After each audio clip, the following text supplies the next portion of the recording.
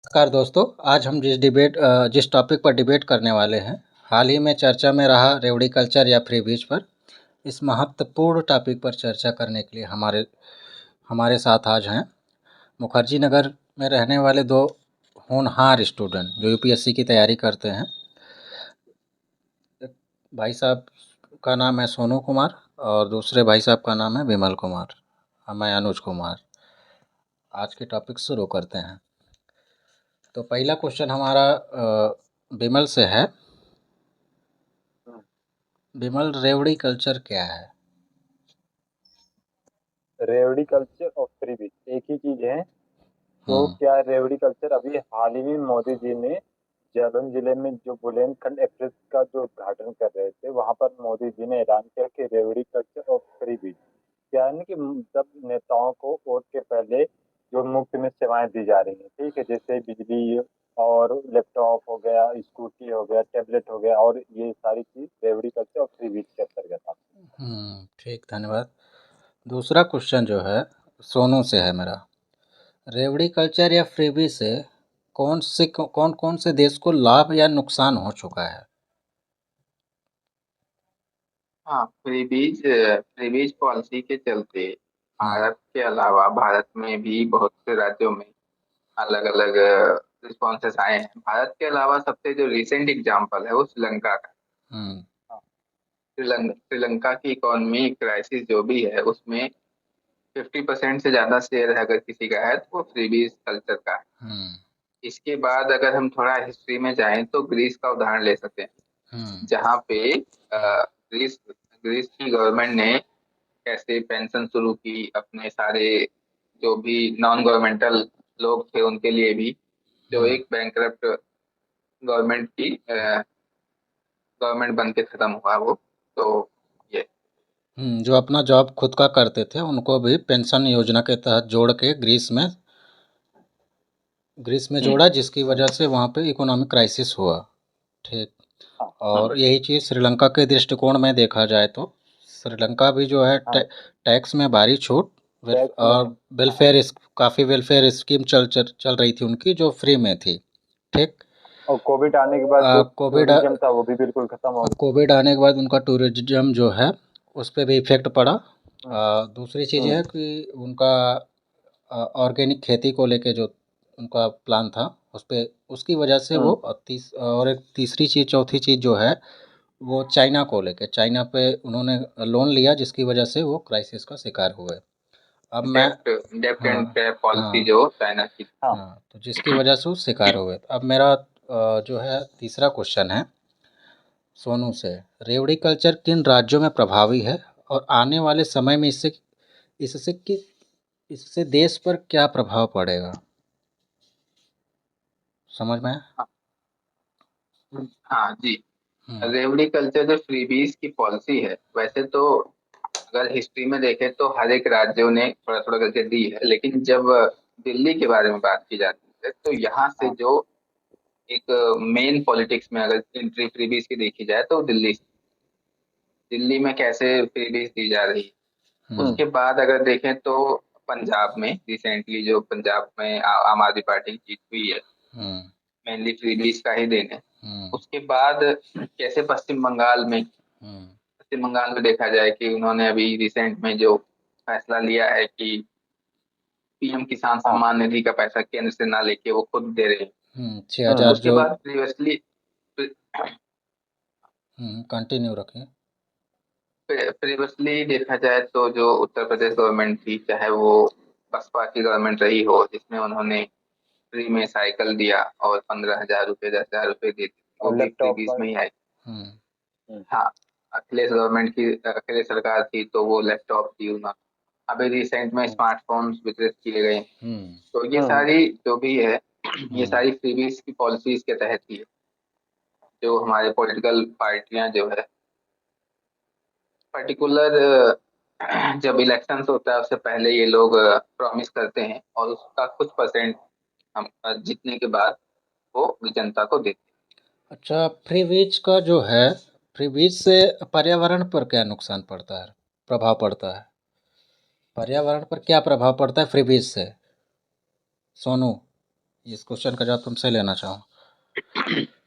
Free बीज का पर्यावरण पे प्रभाव पड़ता है, क्योंकि फ्री बीज अगर एक फ्री बीज की पॉलिसी एक कंट्रोल से आउट ऑफ कंट्रोल हो जाए तो वो कहीं ना कहीं दोहन बन जाती है पर्यावरण, अच्छा, जैसे बिजली के क्षेत्र में देखा जाए। तो इसको मैं पंजाब से जोड़ के देख सकता हूँ कि पंजाब में जो वाटर का स्रोत है वो नीचे गया है हाँ 1 से 1.5 फीट। हाँ, नीचे स्तर पे। हाँ, ठीक, क्योंकि तो वो बिजली की काफी ज्यादा मात्रा का यूज करके वो पानी की बर्बादी कर रहे थे। तो जो बिजली मिलती है 600 यूनिट वहाँ पे जो हम्म, बोला गया है उसकी वजह से जो 600 यूनिट फ्री दिया जा रहा है उसकी वजह से कहीं ना कहीं ये प्रभाव पड़ रहा है। हम्म, कहीं ना कहीं जो है, बिल्कुल बिल्कुल प्रभाव पड़ रहा है। तो क्योंकि फ्री मिल रहा है तो लोग पानी चला रहे हैं। ट्यूबवेल जो है, जो हाँ। पहले 10,000 20,000 की संख्या में थी वो 2.5 लाख 3 लाख की संख्या में बढ़ गई हैं। ठीक, हम्म, जिसकी वजह से क्राइसिस हाँ है। ये चीज़ें जो हैं पर्यावरण के दृष्टिकोण से पानी का जल स्तर नीचे जाने की वजह 2 से 1.5 फीट नीचे गया है, जिसकी वजह से ये सिस्टम पंजाब के दृष्टिकोण से नुकसानदेह है पर्यावरण पर। हम्म इलेक्ट्रिसिटी भी जब फ्री में मिलती है तो हम्म लोग मिसयूज भी बहुत ज्यादा मात्रा में देखा जाता है, हाँ। तो जो जब डायरेक्टली हम्म प्रभाव डालता है हमारे हम्म एनवायरमेंट। हम्म तो मेरा पांचवा क्वेश्चन जो है वो भी सोनू से ही होगा। सुप्रीम कोर्ट ने इस मामले में क्या कहा है? देखिए, सुप्रीम कोर्ट जो हमारी भारतीय भारत की सबसे सुप्रीम बॉडी है, हम्म जुडिशरी बॉडी, हम्म वहाँ पे कई दिनों तक डिबेट हुई इस मैटर पे। और हम्म अंत में जो हमारे रमन्ना जी थे, जो सीजीआई रमन्ना थे, उन्होंने ये डिसीजन लिया अपनी बेंच से कि कोई हम्म भी पॉलिटिकल पार्टीज फ्रीबीज को एलिमिनेट नहीं करना। हम्म सारी हम्म, पॉलिटिकल पार्टीज चाहती हैं कि फ्रीबीज कंटिन्यू रहे। हम्म हम्म, और जब सुप्रीम कोर्ट में बोला गया कि आप सुप्रीम कोर्ट आदेश दे इलेक्शन कमीशन को कि वो जो पॉलिटिकल पार्टी फ्रीबीज को बढ़ावा देती हैं उनको डिलिस्ट किया जाए, तो उन्होंने साफ मना कर दिया। उन्होंने हम्म बोला कि हम इस मैटर पे हम्म किसी भी पॉलिटिकल पार्टी को डिलिस्ट नहीं करें। हम्म सुप्रीम कोर्ट ने ये बोला कि गवर्नमेंट को निर्देश दिया कि वो ऑल पार्टी मीटिंग बुलाए और कुछ ऐसा एजेंडा बनाए जिससे फ्रीबीज को कंट्रोल सके। साथ ही साथ इलेक्शन कमीशन को भी निर्देश दिया कि हम्म कुछ ऐसा मैनिफेस्टो बनाए जिससे हम्म, कुछ पॉलिटिकल पार्टियां जो वादा कर लेती हैं वो पूरा नहीं कर पाती, हम्म उस पे लगाम लगे और स्टेट का जो रिसोर्सेस है वो कम यूज। तो चुनाव आयोग ने इस पे क्या बोला है, क्या टिप्पणी किया है सोनू? चुनाव आयोग चुनाव आयोग की जो टिप्पणी है अभी तो वह इतना स्पष्ट नहीं है, लेकिन चुनाव चुनाव आयोग में चुनाव आयोग जो रिप्रेजेंटेशन एक्ट है हम्म इंडिया का, जिसके तहत चुनाव होते हैं, उसमें हम्म क्लॉज है। उसके तहत अगर कोई पर्सन, सपोज कोई एमएलए है, हम्म वो अगर पर्सनली आपको बोल रहा है कि आप मुझे वोट दो, मैं आपको इतना पैसे दूंगा, ये तो वो क्रिमिनल ऑफेंस के तहत आता है। हम्म लेकिन हम्म, सेम चीज अगर कोई पॉलिटिकल पार्टी वादा करती है कि अगर हमारी पॉलिटिकल पार्टी जीत गई तो हम आपको ये फ्री देंगे, तो वो क्रिमिनल ऑफेंस में नहीं आता। हम्म और इलेक्शन कमीशन तो एक इंडिपेंडेंट बॉडी है जो एक रूल्स के रेगुलेशन के तहत ही काम करती हम्म है। तो जब तक लेजिस्लेचर उसे अच्छा सा ऐसा रूल बना के नहीं देता है, तब तक वो बाउंडेड है, वो फ्री से अब खुद से कोई ले नहीं सकता। तो सरल भाषा में अगर हम बोले तो चुनाव आयोग बोल रहा है कि जैसे कोई चीज़ कोई सामान किसी के लिए ज़रूरी हो सकती हैं, ठीक, और हम्म, किसी के लिए वो नॉन ज़रूरी हो सकती। सपोज दैट मेरे पास लैपटॉप है और सरकार हमको हम्म, वादा की है लैपटॉप देने का, तो लैपटॉप दे। अब वो लैपटॉप जो हमको सरकार ने दिया वो मेरे लिए किसी काम का नहीं है। ठीक, तो चुनाव आयोग वही चीज़ बोल रहा है कि हम जो चीज़ जो है किसी और के लिए तार्किक है वही किसी और के लिए अतार्किक हो सकता है। ठीक, मतलब किसी हाँ, को ये इसमें मैं एक हम्म पॉइंट ऐड करना चाहूंगा। हम्म जैसे तमिलनाडु में जब 2009 के चुनाव हुए तो डीएमके जो पार्टी थी हम्म उसने जो है उसने वादा किया कि हम हर एक ग्रामीण को एक टेलीविजन देंगे, हम्म कलर टेलीविजन देंगे। और हम्म उसके बाद जब वो हम्म, हम्म पार्टी जीती तो उसने 30,000 करोड़ रुपए निर्धारित किए बजट में, और वो पॉलिसी लागू। हम्म फिर उसको लेके पिटिशनर दायर की गई सुप्रीम कोर्ट ने, तो सुप्रीम कोर्ट ने डीएमके की जो सॉलिसिटर जनरल थे उन्होंने ये बोला, सॉरी, जो हम्म डीएमके के प्रतिनिधि थे वो ये बोले कि कलर टेलीविजन से ग्रामीण एरिया में संचार का माध्यम बन गया। हम्म कोई भी योजनाएं हैं, कोई भी सूचना है, वो तेजी से फैल सके। हम्म तो एक तरह से उन्होंने कलर टेलीविजन को भी डिफेंड कर लिया कि ये बेसिक चीज में आ गया। अच्छा, रेवड़ी कल्चर की वजह से कौन कौन से राज्य हैं, या सभी राज्यों के बारे में तो नहीं जानना चाहूँगा, दो चार ऐसे राज्यों के बारे में जानना चाहूँगा जो इस समय आने वाले समय में क्राइसिस से जूझेंगे, या क्राइसिस उनके उस राज्य में हो सकता है। ऐसे कौन कौन से राज्य हैं उसमें? तो पंजाब तो पहले नंबर पे आ रहा है। पंजाब हो गया, हम्म मध्य प्रदेश हो गया, और भी राज्य हैं जो हम्म काफी ज्यादा मतलब हम्म वो क्राइसिस में आने के चांसेस हैं आने वाले टाइम में। हम्म हाँ, इनका उधार, इनका जो ऋण है FRPM के तहत, वो बहुत एक्सेस मात्रा में हो गया है, जो अनसस्टेनेबल है। हम्म इतना ऋण इनके GDP के लिए अच्छा हम्म नहीं। अच्छा, क्योंकि क्योंकि पंजाब में आम आदमी पार्टी ने इतने वादे किए हैं, अगर उसको पूरा करना पड़ा तो इनको लोन लेना ही पड़े। मतलब रेवड़ी कल्चर हाँ की वजह से लगभग 70 लाख करोड़ रुपए का जो है राज्यों पर लोन है, जिसमें सबसे ज़्यादा पंजाब है। ठीक, फिर उसमें राजस्थान आता है।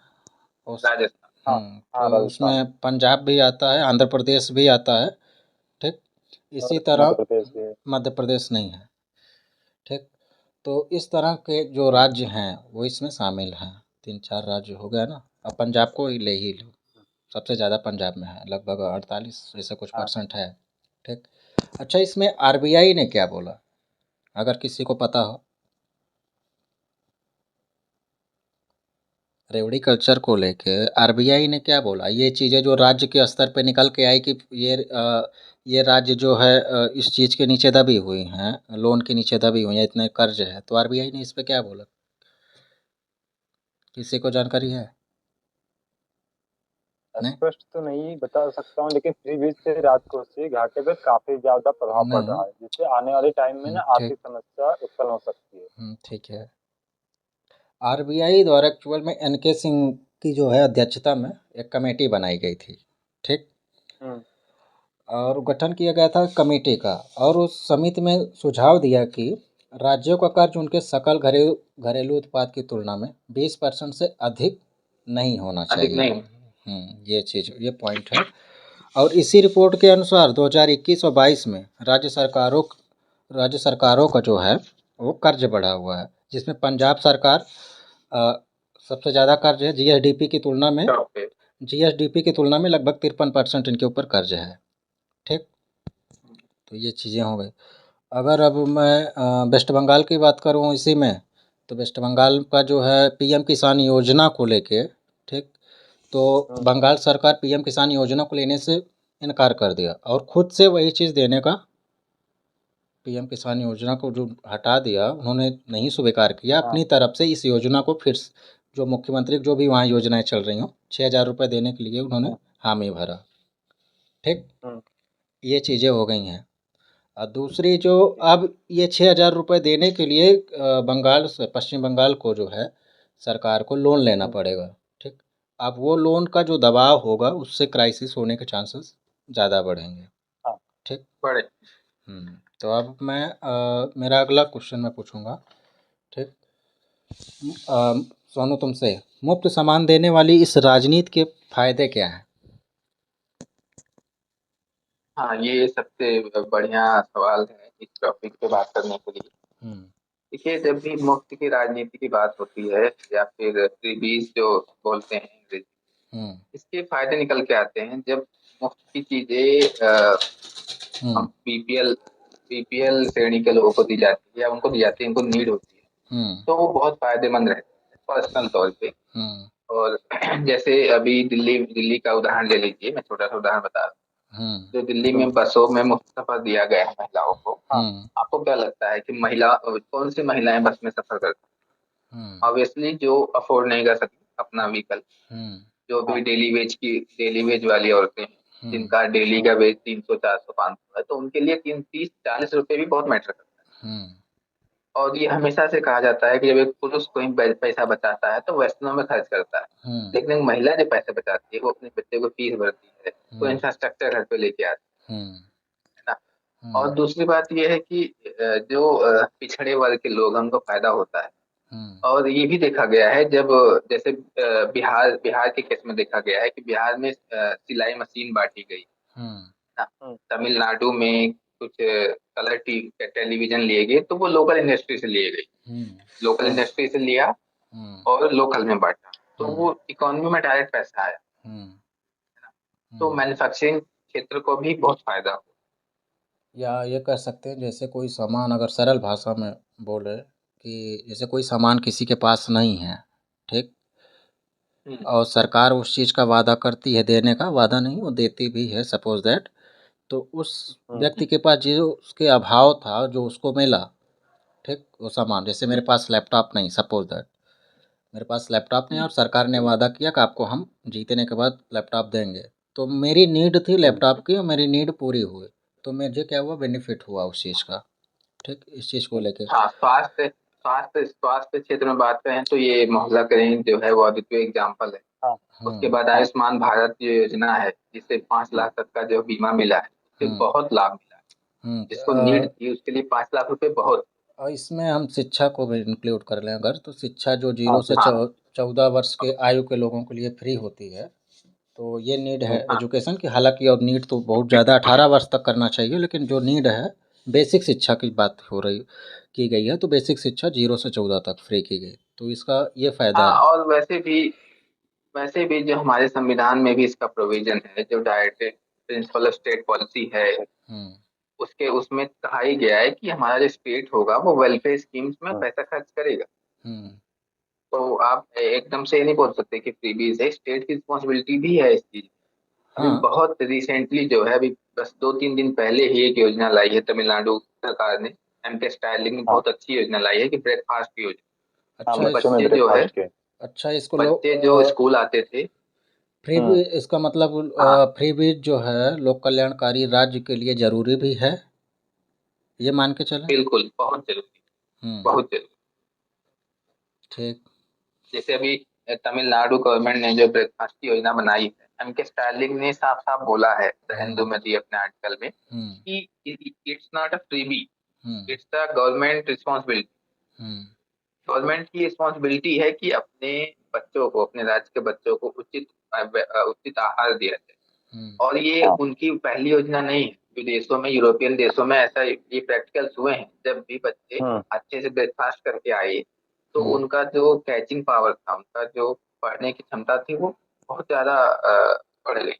अच्छा, हमारा संविधान भी बोलता है, हमारा संविधान भी बोलता है कि गरिमापूर्ण जीवन जीने का जो अधिकार है वो हर नागरिक को मिलना चाहिए, तो कहीं ना कहीं ये फ्री विज से गरिमापूर्ण जीवन जीने के लिए आम नागरिक, जिसके पास हर चीज़ें अवेलेबल नहीं हो सकती, या जो मजदूर वर्ग है, मैं बोल सकता हूँ एक लाइन में, वो रोज़ कमाते रोज़ खाते हैं, वो अपनी ज़रूरतें सारी पूरी नहीं कर सकते, तो फ्री बीज के अंतर्गत बहुत सारी ज़रूरतें उनकी पूरी होती हैं, ठीक, तो इसलिए उनके लिए हो जाता है कि उनका गरिमापूर्ण जीवन जो है वो सुचारू रूप से ठीक ठाक, थोड़ा बहुत हेल्प मिल जाता है उसमें, लेकिन अगर वही, हाँ जी, जैसे अभी ठीक है, सुनो, बोल। कोविड में जैसे पीएम गरीब कल्याण योजना चलाई गई, जिसके तहत मुफ्त में राशन दिया गया, तो वो बहुत एक मूलाधार बना, क्योंकि उस टाइम पे जो डेली वेज वर्कर थे उनके पास काम भी नहीं, उनके पास इतनी सेविंग भी नहीं, तो एटलीस्ट उनको अनाज मिला, उसके तहत उनका जीविकोपार्जन हुआ।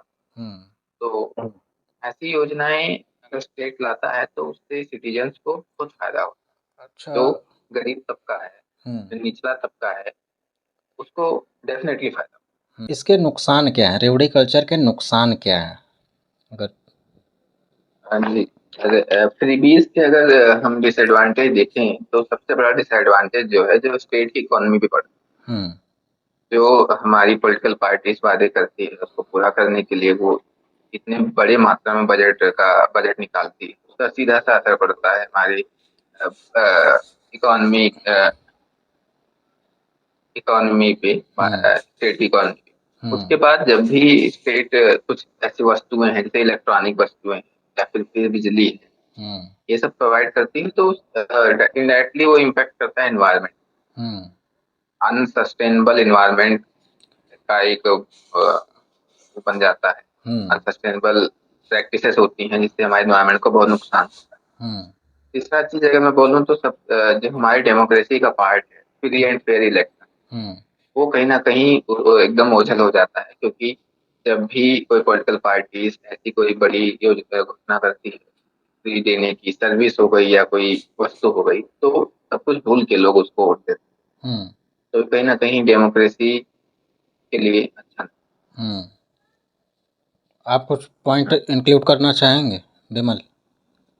हाँ, देखो क्या है ना कि अगर कोई राज्य, अगर कोई मतलब हमारा सरकार जिससे बनने से पहले वादा करती है, उसको पूरा करने के लिए कहीं ना कहीं से वो लोन लेगी, ठीक है। तो लोन लेगी, लोन में क्या है ना कि अगर हमें कोई अगर चीजें प्रोवाइड करवा रही है, ठीक है, हम्म तो वो कहीं ना कहीं से ऐड भी करेगी, तो वो टैक्स के रूप में मतलब जनता से ऐड करेगी। तो मतलब भारी भरकम जो है टैक्स जनता से वसूलेगी, ठीक है। तो हम्म आने वाले टाइम में क्या है, आर्थिक मतलब बहुत दिक्कतें हो सकती हैं आर्थिक, जैसे अभी हाँ, जैसे जैसे श्रीलंका श्रीलंका, में अभी हुआ। हाँ, ग्रीस में हुआ है जैसे। तो ये आने वाले टाइम में हमें देखने को मिल सकते हैं कि यहाँ इंडिया में, अपने सरकार यहाँ बैंकरप्ट। स्टेट में जो हम्म भी है, ऐसे देखने को मिल सकती हैं समस्याएं, मतलब जो बेरोजगारी, श्रीलंका और ग्रीस में। बेरोजगारी बढ़ेगी हाँ, और चीज़ें जो हाँ, है बेरोजगारी बढ़ेगी। तो और जो है हेल्थ केयर में जैसे हमारा, बेरोजगारी बढ़ेगी, बेरोजगारी और बढ़। हम्म दूसरा चीज ये भी है कि जब भी कुछ, सपोज कोई भी पॉलिटिकल पार्टी हर 5 साल में चुनाव लड़ेगी, तो लोगों का एक हम्म, विश्वास बन जाएगा कि हमको तो ये चीजें फ्री में मिलेंगी। जैसे हाँ, किसानों की लोन की बातें आती, तो एक हम्म सबको विश्वास हो जाता है कि हमारा लोन तो माफ हो ही जाए, हम हम्म उसे चुकाएं या हाँ। ना चुकाएं। मतलब तो मैं ये क्रेडिट सिस्टम जो है वो बहुत वीक हो रहा है। मतलब मतलब लोग ना चाहते हुए ना लोन लेना, मतलब लोन ले लेते हैं, अगर चाहते हाँ, नहीं कि हाँ मुझे लोन लेना, तब भी वो लोन ले लेते हैं। मतलब उनको ये भरोसा रहता है कि जो आने वाले टाइम में गवर्नमेंट बनेगी, सरकार बनेगी, ठीक है, वो हमारा लोन कहीं ना माफ कर देगी, इसलिए वो ना चाहते हुए भी लोन ले लेते हैं। और रियलिटी के हिसाब से देखें तो 20 से 30% ऐसे लोन लेने वाले लोग होंगे, ठीक, हाँ, जिन्हें लोन की आवश्यकता नहीं है। वो इसलिए लेते हैं कि नहीं, सरकार आएगी। बीस हाँ, से तीस परसेंट की बात कर रहा हूँ मैं, ठीक, साल या हम्म, 1.5 साल पहले ले लेते हैं कि जो सरकार आएगी वो हमारा लोन माफ़ करेगी। और ऐसा हाँ, होता भी हाँ, है, ऐसा होता भी है, जिसकी वजह से एक तो ये नुकसान है, क्राइसिस इससे भी बढ़ेगा, ठीक। और हाँ। कुछ इंक्लूड करना है इसमें, और कोई? और कहीं ना कहीं नकारात्मक प्रभाव भी सामने देखने को मिलते हैं, अगर ऐसी जब रात को मतलब कुछ भी अगर इकोनॉमिक्स प्रभाव पड़ता है, तो कहीं ना कहीं नकारात्मक प्रभाव देखने को मिलते हैं, चाहे हाँ शिक्षा हो गया, चाहे हेल्थ केयर हो गया, ये सारी चीजें देखने को आइए, मिलते हैं। हाँ, तो ये क्राइसिस मान के चलें कि इस तरह की जब चीज़ें बनती हैं, ठीक, इन्वायरमेंट हाँ, बनता है, तो श्रीलंका और ग्रीस जैसी हाल होती है, ठीक। फ्यूचर हो। ठीक, तो ये अब मेरा जो है अगला क्वेश्चन है, किसकी फ्रीबीज अच्छी है और किसकी बुरी है?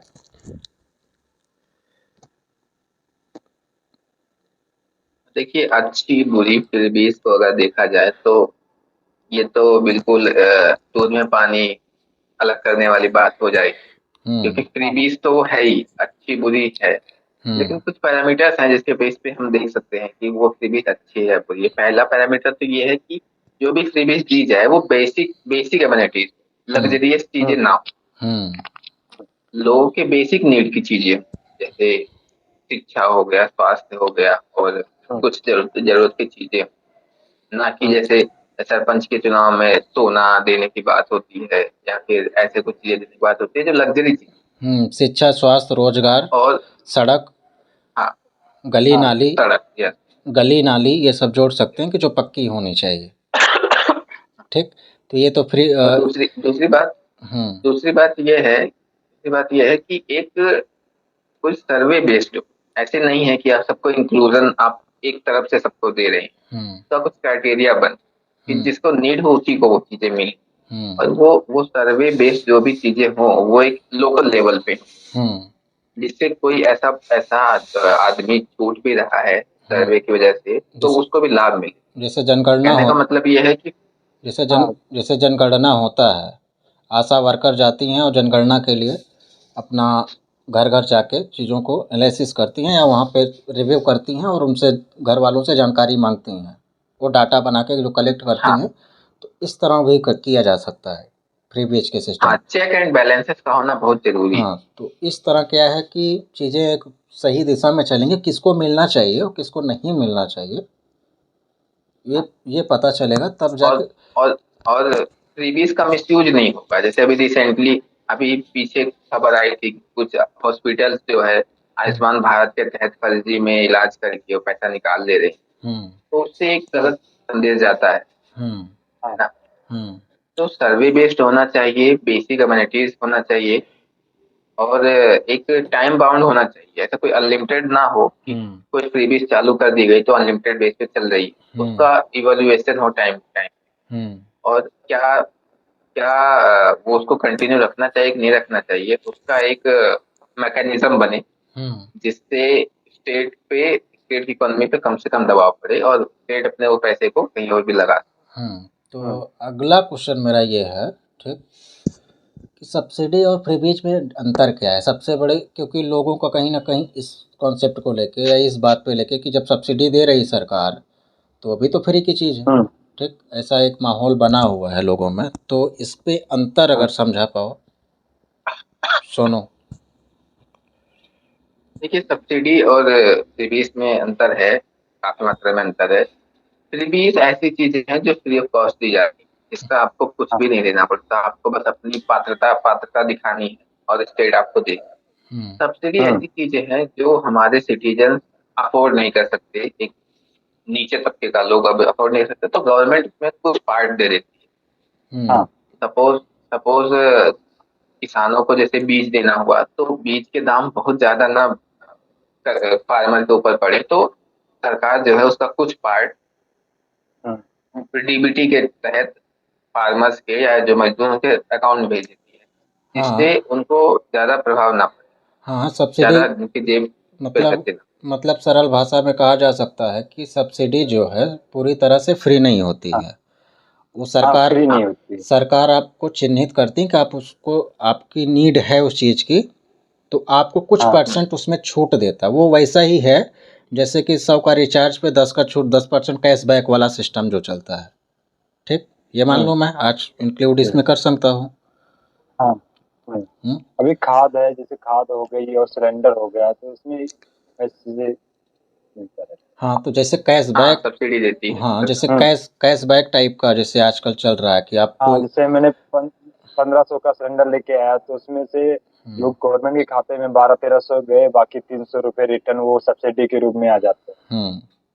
मतलब फ्री बीज जो है, और फ्री बीज। सब्सिडी सब्सिडी ऐसे भी है, एक एक अंतर, भारी अंतर ये भी है कि सब्सिडी चॉइस बेस्ड होती है। हम्म अगर आप उस वस्तु या उस प्रोडक्ट को ले रहे हो तभी आपको सब्सिडी मिले। फ्रीबीज तो फ्रीबीज पे ऐसा कोई नहीं है। फ्रीबीज है, अगर आप ले रहे हो तो भी है, नहीं ले रहे हो तो भी। मतलब फ्री बीज जो ठीक है। सरकार वादा कर रही है उसके लिए आपको कुछ न देना है न लेना है, आपको सिर्फ देना, मतलब कुछ देना नहीं, सिर्फ लेना लेना है, लेना लेना ठीक। बस। सब्सिडी में आपको आपको दे, पात्रता दिखानी है अपनी, आपको फिर हाँ वो जो योग्यता उसने सरकार ने रखा होगा, निर्धारित। निर्धारित किया होगा, आपको वो दिखानी होगी। अब कभी कभी क्या होता है कि कोई योग्यता की ज़रूरत फ्री बीज में नहीं होती है, सिंपल। और सब्सिडी में आपको जो है पैसा देना पड़ता है, सरकार आपको जो है पैसा, आप जैसे 900 की कोई चीज़ ले रहे हैं तो सरकार उसमें जो है वो 1100 रुपये के, तो कुछ परसेंट उसमें आपको डिस्काउंट कह लो या अपनी तरफ से सरकार देती है उस कंपनी के लिए, ठीक, अपनी तरफ से, तो वो हो जाता है आपका सब्सिडी। अब मैं एक आखिरी क्वेश्चन के साथ साथ पूछूंगा, उसके बाद ख़त्म करूंगा, ठीक। आगे क्या किया जा सकता है इसमें, ऐसी कौन सी कुछ टेक्नोलॉजी है या ऐसी कोई सर्वे का सिस्टम है, ठीक, ऐसी कोई एक्ट है जिससे कि ये बताया जा सके कि ये पॉलिसी जो है या सरकार जो वादा कर रही है ये फ्री बीज के अंतर्गत आती है या जो है रेवड़ी कल्चर के अंतर्गत आती है, ऐसा कुछ है? जी, ये what should be way forward में मैं बोलना चाहूंगा कि जब भी हम फ्रीबीज के बारे में बात करते हैं तो सबसे पहला जो किसी भी आम आदमी के दिमाग में जाता है कि इकोनॉमिकल एस्पेक्ट बहुत ज्यादा होगा, इकोनॉमी बहुत वीकेंड होगी, और वो हुई भी है। लेकिन दूसरा एस्पेक्ट ये भी है कि उस फ्रीबीज से एक बड़े तबके को लाभ मिल रहा है। तो स्टेट स्टेट की हम स्टेट एकदम से खत्म तो नहीं कर सकता, फ्रीबीज उसे देना ही पड़ेगा। नहीं, तो इस अगर मैं मामले में एक कंक्लूजन मैं इस पे अगर बात करूं, ठीक, कि अभी मैं क्या इस पे कुछ किया जा सकता है, ठीक, क्या ऐसी कोई हाँ, टेक्नो मैं इसी उसी में पे आ ऐड रहा कर हूँ, रहा हूँ। अभी कोई मैं उसी में आ रहा हूँ। एक मिनट मैं बता रहा हूँ, जैसे कि कोई टेक्नोलॉजी है या कोई सर्वे का योजना है या कुछ ऐसी प्रवृत्ति है जिससे नापा जा सके कि ये फ्रीबीज है या जो है नहीं है, ठीक। तो इसके लिए जो है अभी हमारे पास ऐसी कोई भी व्यवस्था नहीं है जिससे ये नापा जा सके ये फ्रीबीज पॉलिसी है और ये जो है सब्सिडी की तो पॉलिसी है सपोज दैट, लेकिन फ्रीबीज है या नहीं है अभी इसको क्लियर नहीं बोला जा सकता है। ऐसी कोई व्यवस्था नहीं है नापने के लिए हमारे पास, या सर्वे के हिसाब से किसी भी हाँ, तरह से ऐसा कोई संगठन नहीं है जो उसको बता सके कि ये फ्रीबीज है या नहीं है। तो इस बेस पे मैं जानना चाहूँगा क्या राय है, कुछ हाँ, इंक्लूड देखिए करना जैसे चाहें। फ्रीबीज अभी हम्म कोई भी पॉलिटिकल पार्टी सब अपना जो भी वो दे हम्म रही है एज ए फ्रीबीज, वो कभी नहीं बोलती मैं फ्रीबीज के तहत दे रही हूँ। वो हमेशा बोलती है हमारी रिस्पॉन्सिबिलिटी है। जैसे अभी एम हम्म के स्टालिन जी ने बोला हम्म तमिलनाडु में कि ये हाँ जो हम मुफ्त में ब्रेकफास्ट दे रहे हैं कोई फ्रीबीज नहीं है, ये गवर्नमेंट रिस्पॉन्सिबिलिटीज है। हम्म और वेलफेयर स्टेट का जो हमारा एक भारतीय संविधान में जिक्र किया गया है उसके हम्म तहत हमको खर्च करना ही पड़ेगा। हम्म और दूसरी बात, जब भी हम बात करते हैं कि हमारी इकोनॉमी पे प्रभाव पड़ेगा, तो हम एक रितिका खेरा जी हैं, प्रोफेसर ऑफ इकोनॉमिक्स की हैं आईआईटी दिल्ली की। हम्म इन्होंने द हिंदू में बहुत अच्छे अपने विचार व्यक्त किए थे। हम्म 19 अगस्त को उनका आर्टिकल आया था, should there be limit on freebies. हम्म इसमें उन्होंने बहुत अच्छी बात बोली कि जब भी हम ये बात करते हैं कि इकोनॉमी पे बहुत खराब इम्पैक्ट पड़ेगा, तो हम इस पे हम अपने जो टैक्स कलेक्शन है उसको बढ़ाने के बारे में क्यों नहीं बात करते।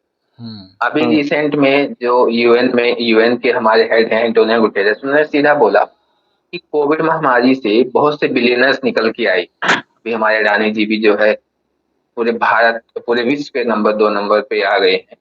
तो उन्होंने बोला कि हम वन टाइम वेल्थ टैक्स क्यों नहीं लगा सकते।